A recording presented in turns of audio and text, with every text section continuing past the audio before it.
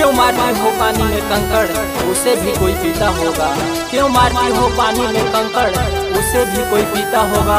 क्यों करती हो जिंदगी से खिलवाड़ उसके सहारे भी कोई जीता होगा। उसके सहारे भी कोई जीता होगा।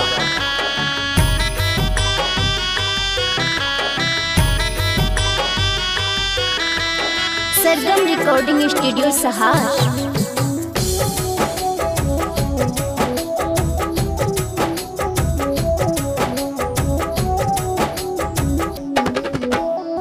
कैलू सगाई जाई हमके भुलाई।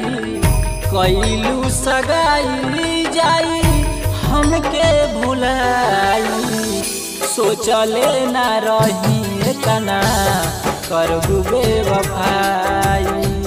सोचले न रही तना करबू बेवफाई। भइल मजबूरी तोरे कइले बाबू माई। भइल मजबूरी तोरे कइले बाबू माई। कैसे जिया तानी जानो तोहरा का बुझाई। कैसे जिया तानी जानो तोहरा का बुझाई। सूरज ने की होगी चांद से मोहब्बत। सूरज ने की होगी चांद से मोहब्बत तभी तो सूरज में आग है। मुमकिन की होगी चांद में बेवफाई। मुमकिन की होगी चांद में बेवफाई तभी तो सूरज में आग है। तभी तो सूरज में आग है।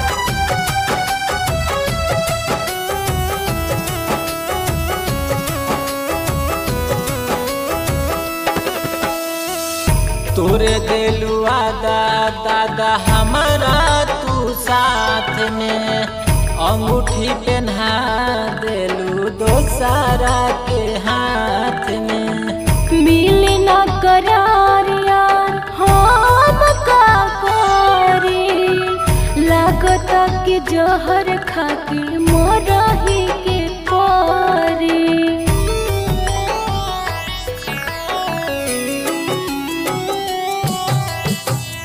तोरे दिलु आदा दादा हमारा तू साथ में। अंगूठी पहना दिलु दोसरा के हाथ में। मिले ना करार यार हम का करी। लागता कि जहर खाके मरही के परी।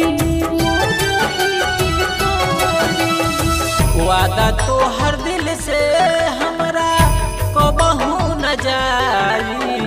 वादा तो हर दिल से हमरा कबहू न जाई। सोचले न रही तना करबू बेवफाई।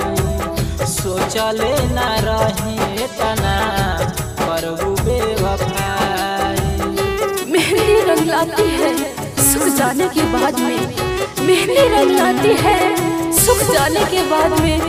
और आप याद आते हैं वीरेंद्र जी बिछड़ जाने के बाद में। बिछड़ जाने के बाद में।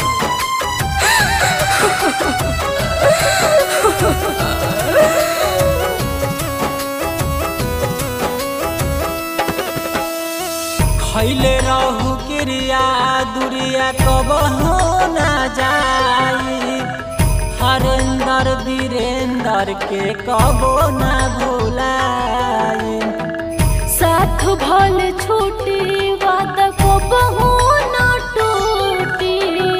तहरा बिना जियब कैसे रहब घोटी घोटी।